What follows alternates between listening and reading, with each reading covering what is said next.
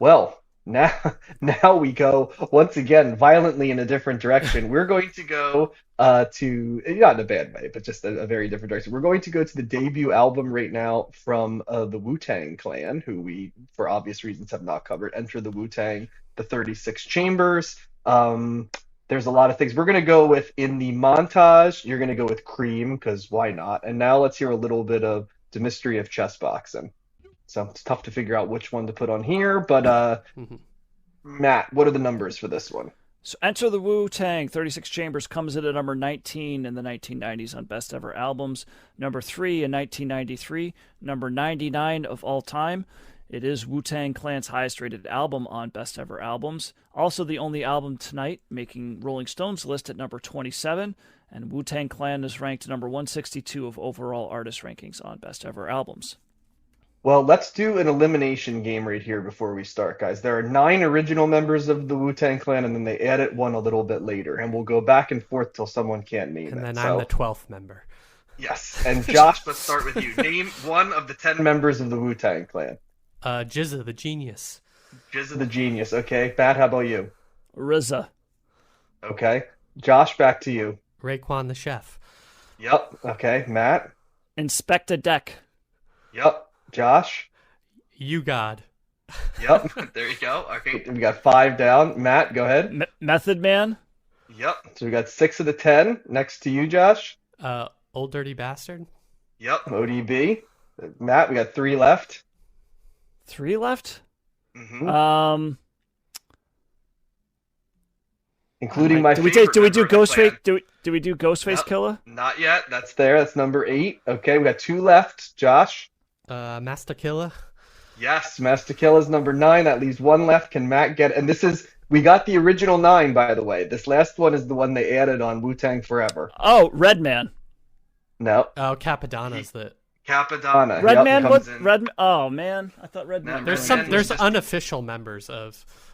There are, but Redman's not an unofficial member. He just did an album with Method Man. It was sort of like his part. And partnerships are a big part of the Wu-Tang Clan. And he was also Josh- in How High, John, was that movie that you Yes. referenced a couple weeks Yes, ago. which I found out was also Redman and Method Man almost had a show on the WB too, but it was canceled ahead of time, which I would have watched the hell out of back in the day. But so how do you narrow down the Wu-Tang Clan as like a bio? I'm gonna try to keep Yeah.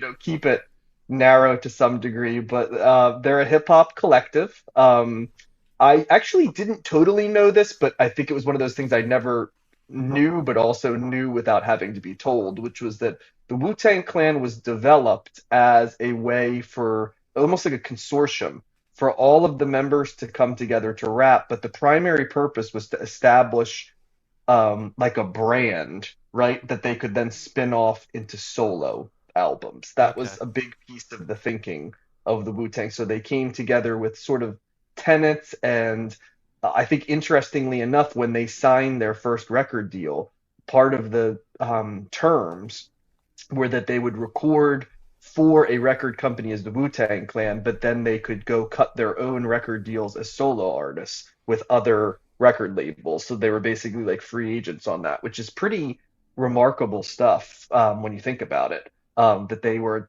savvy enough to do that, basically coming off the streets. You know what I mean? But if you want to have the definition of like street sense, like the Wu-Tang Mhm. Clan is the definition of street sense along the way. But it originally starts. Another thing I didn't know, by the way, I knew that RZA and GZA were related. I did not know that ODB was also a cousin of theirs. They're all cousins along the Mhm. way.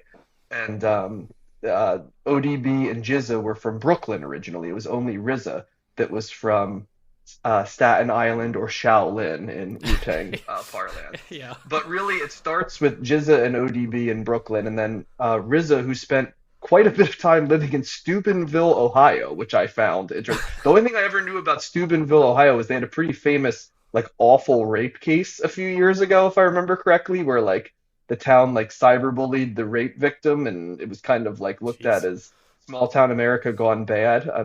God bless Steubenville, but yes. RZA spent a fair amount of time there living with his mom in Steubenville, but when he returns, he starts putting together the Wu-Tang Clan, which the Wu-Tang Clan refers to a sword. RZA in particular is a huge martial arts fan, which anybody who grew up in the shadow of New York City would know was a staple in the 70s, 80s, and early 90s of Mhm. public television in New York. He also is a five percenter. Once again, I don't think exactly shocking with the absolute almost obsession with, nom de plumes and numbers and stuff that Wu Tang Clan has, and Aliases. backronyms as they call it, Yeah. taking, the Wu Tang and making it into like 15 different versions of what it stands for. Very much like full five percenter energy.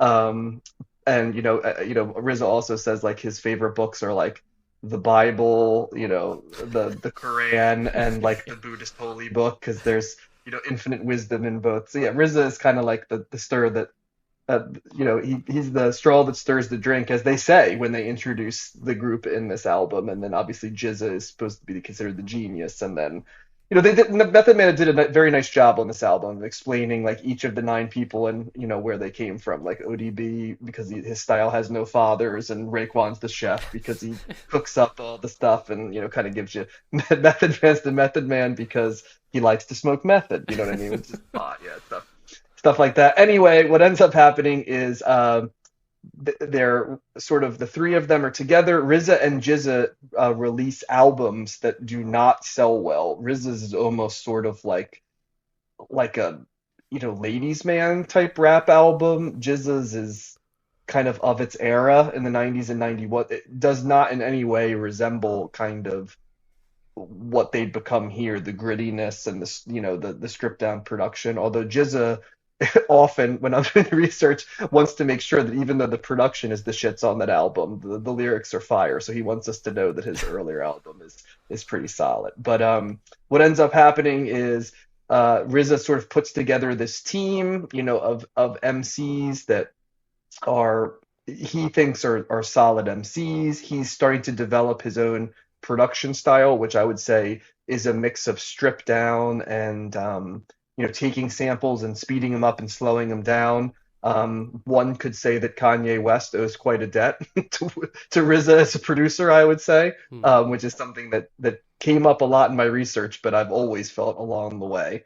But they start putting this collective together, and they end up signing to Loud Records in 1992 after getting a lot of buzz.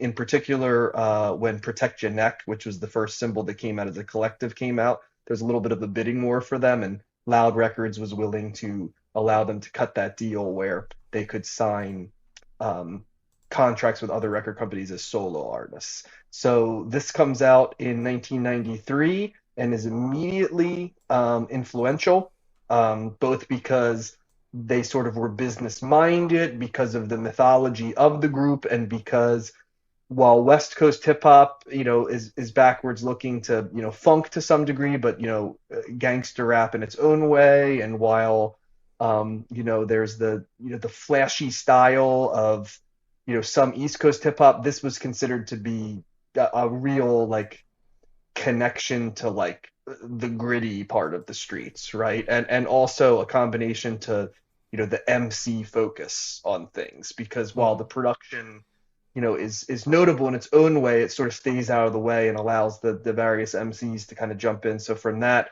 it's very much considered to be influential and ahead of its time, both in terms of the style and the flows, but also the business model. You can see a lot of what like Master P tried to do with No Limit in terms of how Yeah. the Wu Tang sort of did their thing, right? The spin-offs and all that stuff. Even like Bad Boy, and stuff like that kind of has elements of trying to spin off these individual acts. There's so much else I could do like on this, and I'll try to throw different things in the immediate aftermath of this. Five of the nine members of the group get solo albums. Yep. Raekwon, RZA, Jizza, um, Method uh, Man. Method Man, and I thought it would be Ghostface Killah, but it was not I think Ghostface it's Killah ODB. initially.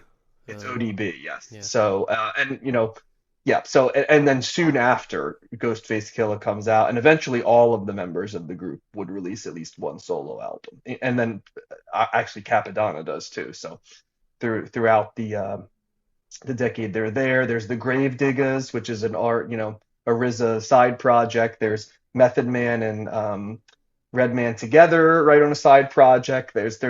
It seemed like Wu-Tang was everywhere, not to mention video games and merch and stuff like that. But this is where it all begins, guys. Yeah.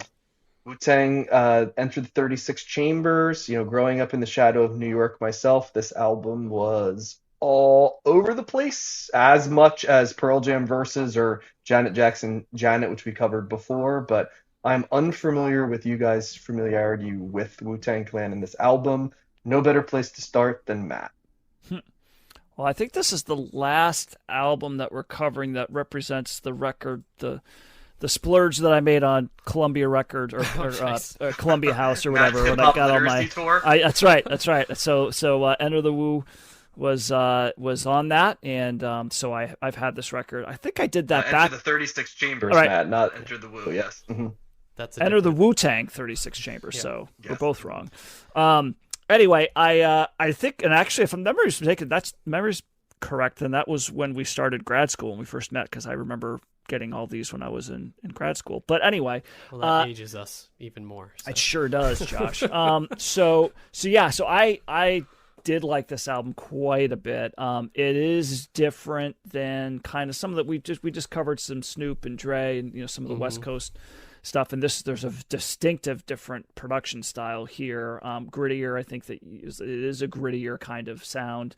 I hesitate to say it's not as produced, but it's definitely produced, but it's definitely not as crisp, right? It's a grimier kind of sound. It sounds a little more lo-fi, right? Lo-fi. Yeah. Yep. Yes. It sounds like was dubbed multiple times over on a tape, and then it was played, and so it's kind of got this a muted kind of sound. But so it's a little darker because of that too. I think there's like a darker undertone, at least to the production, and then you've just got all these MCs, like all these voices coming at you, and it's like, and so while I was able to kind of remember a lot of the names of the guys, I am certainly not well informed enough to be able to pick out which Wu-Tang member is this. That's like hard. Method Man, I can kind of pick out. I think ODB, he's a little, really? You can't tell the styles of the different guys apart? No. Interesting. Okay, I can much tell who's rapping but what. Yeah. Yeah, but I've never really sat down to try to decipher a lot. I think there's a couple of guys that I can pick out, but yeah, for the most part, I'm like, I can just say, I'll give you some hints when I do my take, a little bit of how I always notice them. Yeah. Well, this is Ghostface Killah's on here because they list all the performers on the track listing, right? So it's kind of featuring Ghostface Killah, Inspector Deck, whoever. But I still, even though I can't necessarily pick out all the different guys, I do like the interchanging, the different the different stylings that they bring, and I just think this is a cool. Yeah, it's like a lower fi, lower.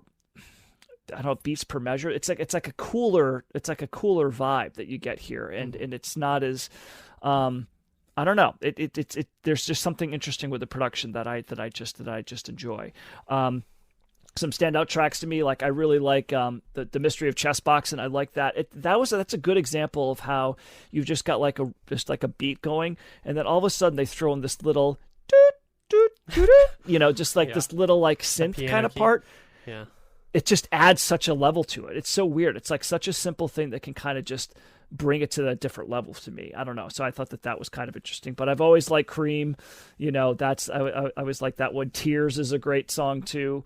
Bring the Ruckus is a great way to start the album too. Mm-hmm. And then the skits. I mean, the skits here are just like, you have to talk about those because they're kind of different. It's like, they clearly have their own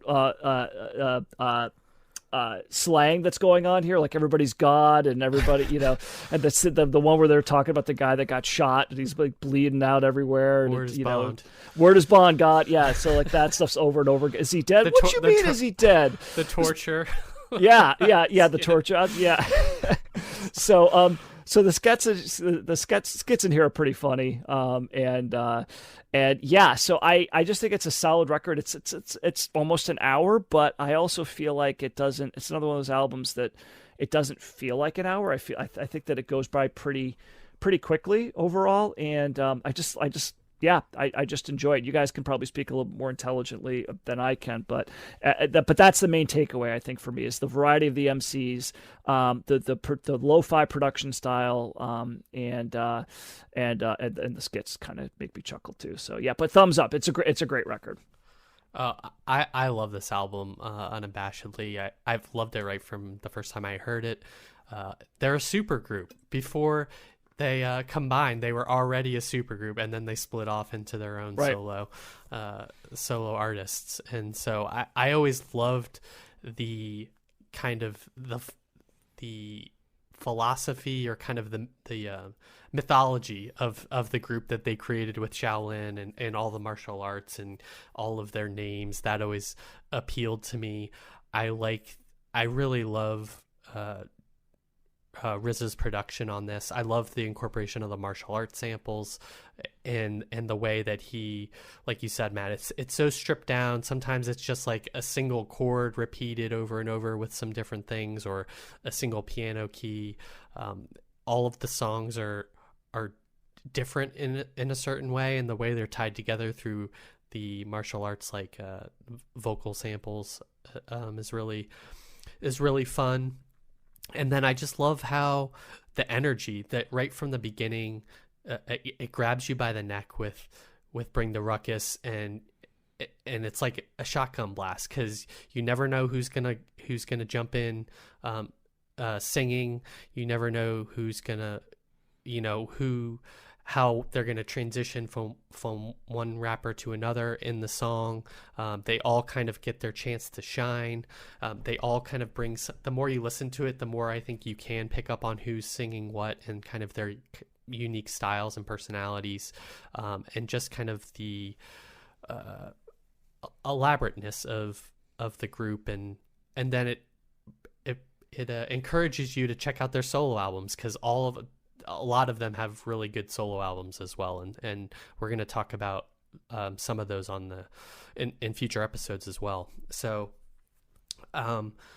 it's hard to say, like, I think the rapping is interesting because of the interplay between them and the lyrics, and I think the lyrics are pretty good overall. I think there's some unique kind of metaphors and similes that they use. It is grimy, like you said, Matt, in terms of, kind of street violence and drugs and things like that. But that's never really bothered me. And I think this has also always interested me because it was such a contrast to the G-Funk sound, and it was solidly New York. I think I've always kind of gravitated more to the New York artists and sounds like that. So that's another reason I've really liked it. ODB, I think, is kind of like, is so like a wild animal on this. Like, he can't be contained. Sometimes it feels like he's even losing control of the rap and like can't rhyme things at times. I've always appreciated the energy that he brings and kind of the wild card nature of a lot of these artists on the thing. They all kind of have their own, I don't know, it's weird. They all kind of had their own roles in the group, and they kind of play on that. And I don't know, just the alchemy of everything is what I've really responded to throughout the years listening to this album and the other albums as well. And there's just a magic here that I really appreciate. And so it's an all-time album for me. Well, let me start with trying to explain each of the flows. Let's see how I do. So RZA and GZA have the clearest like New York accents of anybody. Like RZA seems like he's talking to you, whereas GZA is much more like a throwback to like 80s New York hip hop style. But like what Yeah. stands out to me about both of them is they have clear New York accents when they rap. Like I think I mean ODB is obviously, Josh did a great job of this, but like frantic, like all his verses seem like he's improving them like at the exact Yeah. moment. Sometimes you're not sure where it's coming from. There's a lot of like weird metaphors mixed with very blunt self-disclosures about like personal stuff, like having like gonorrhea and stuff like that, that comes up. Method Man's like, got the cotton mouth, sort of like garbled flow a little bit, like super low.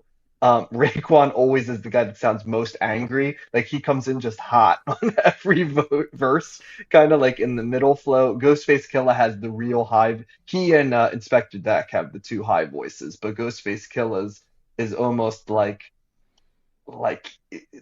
like a little bit like surly but like high, I'd say, whereas like Deck is like high but smooth, I'd say. And then You Got Super Low. I just remember like in that the Mystery Chess Box and his verses, he's like probably the lowest rapper of anybody. And then Master Killa doesn't, he's barely on this album if I Yeah. remembered. He's kind of the guy who whenever there's a verse you can't identify, it's usually Master Killa is how I describe that. So that's the best way I can describe each of them in terms of and when you listen to their solo albums, it becomes much easier to Yeah, feel that's like true. only Cuban Links you can hear Raekwon and Ghostface because that's even though it's a Raekwon album, it's really both of them, right? And Method Man and ODB obviously have very distinctive styles. But anyway, there's that. This album, I mean, gosh, this is a massively influential album for me. I love the grittiness of this album. I love the sample choices of this album. I love RZA's lo-fi production that sort of like washes over these tracks a little bit, but just stands back and says, "We're gonna let like each of the members, who are assigned to this track take over a little bit." And it never kind of gets in the way, but then when you listen, you start to realize like, oh, like this is a good beat.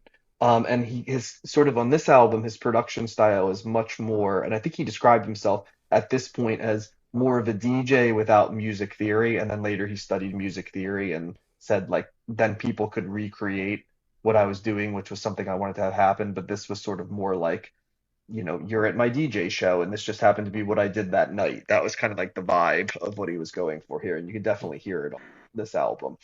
It's pretty stationary, the beat that he picks, in the sense that it stays and doesn't vary, except for the small pieces where he does sort of a throwback sample, kind of either sped up or slowed down. I think most famously Cream, right? The song that kind of broke them is the most example of that with almost that gospel fill that he slows down a little bit before having them come back in, but he lets it drag out leading into the last chorus Hmm. as well. And then, um, they famously don't have a lot of traditional hooks, which I also find to be really interesting about Wu Tang Clan. In that sense, they're kind of like a throwback to early hip hop, like Sugar Hill Gang or something, or the Furious Five, where just people are coming in and spitting their part.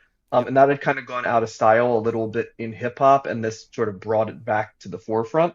And you start to it's much more of a New York thing, I think. Although we heard it in Snoop's album in Ain't No Fun, right? Is sort of a West Coast variation of that style of hip hop. But this album, it's hard to explain how influential this album is. There was really hip hop was starting to trend away from what it was in the 80s with these MCs that were very hyper literate, right? And kind of focused on the craft. And Wu-Tang brought back that, but also brought a little bit of like nerd culture that De La Soul was doing. But Hmm. the interesting thing was like De La Soul was more like it felt like they went to college, right?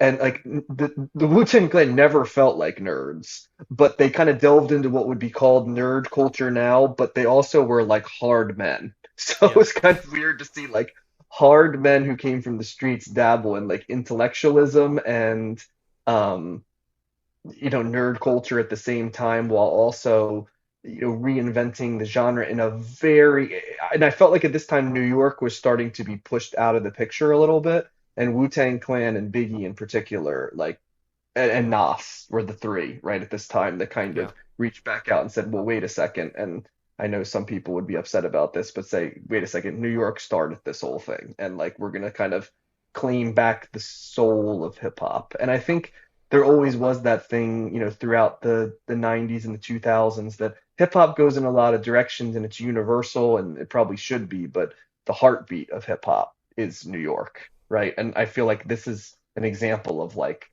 the heart of hip hop runs through people like Rakim and the Wu Tang Clan and Nas and It's not that the other regions don't have their claims to it and that there's a lot of good stuff, but the conscience and the heart of hip hop runs through New York, and everything outgrows from it. And I think that's sort of my takeaway. This a lot of people I know did not grow up hearing this on the radio and stuff because it wasn't necessarily radio friendly in a Yeah. lot of other places, but near me, it was on the radio all the time on the hip hop stations, and it was identifiable as, the old heads liked it, the newer people that were, maybe into, gangster rap liked it because it was gritty enough. People that liked other genres of music liked it because it was interesting. I think oddly for like suburban kids, of which I wasn't quite, you know what I mean? Like I wasn't like full city, but I wasn't full suburb. I'm always shocked by how many like, you know, like upper middle class white kids like connected with Wu Tang Clan a little bit. I almost felt like it was like a little bit of voyeurism for them Hmm. into it, but now I kind of recognize that, oh, also they had like tropes that, kind of tied into things like superheroes and um, martial arts and like what would kind of come to be known as like, nerd culture later. And so they had just enough there that there might be like a video game. They didn't play video games or rap about them, but a lot of, I think, that energy, right? You could, if you were into sort of these subcultures that had those themes, you could easily jump into Wu-Tang as well. Yeah.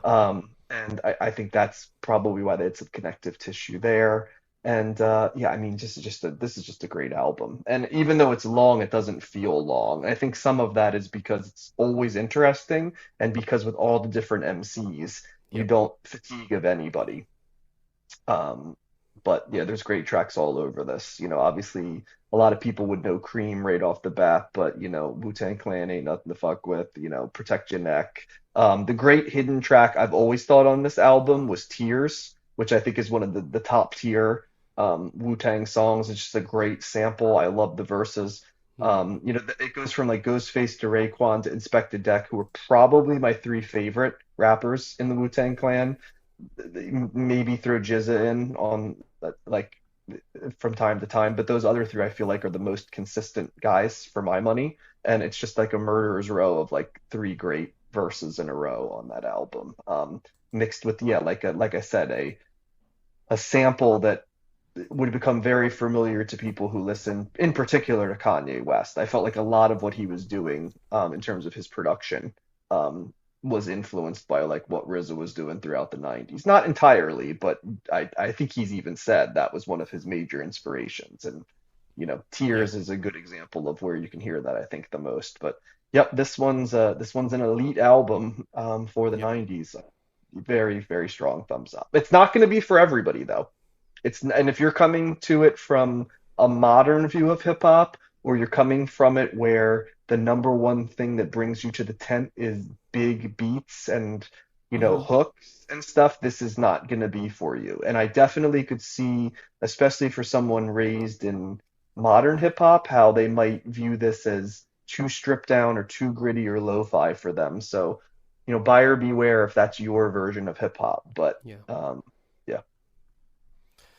Yeah, I think we're going to be covering like 5 of the solo albums this decade, so that's good. Well, we're gonna be covering Wu-Tang Forever after it, and I'm certain we're gonna cover multiple Ghostface Killah albums because they're all well regarded. The two Raekwon Only Cuban Links albums, I'm sure we'll cover. Yeah. Probably Liquid Swords, right? Yep, By that's on GZA. here. Yeah.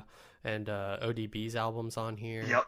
ODB, And yep. yeah, Ghostface also. And Probably that Method Method Man, Man, Ty Call. Redman collaboration is probably going to be on there too. I mean, most of their album, a lot of their solo albums were critically acclaimed, and that's where we got some of our stuff from. So we'll see plenty of Wu-Tang. You'll become a scholar, Matt, on it, and maybe Yeah. go back and be I like, look forward to it. yep.